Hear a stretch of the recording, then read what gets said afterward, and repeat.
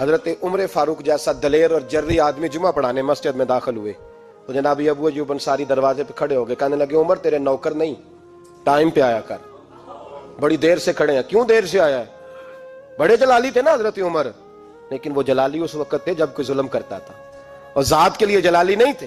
کب وقت پہ آیا کر، کو ملازم نہیں تیرے؟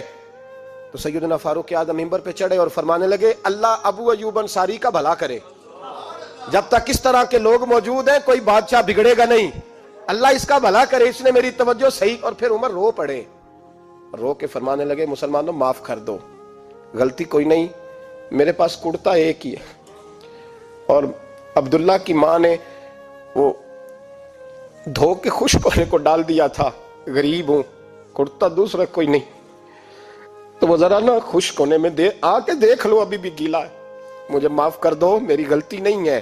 صحابہ درد کے ساتھ رونے لگے۔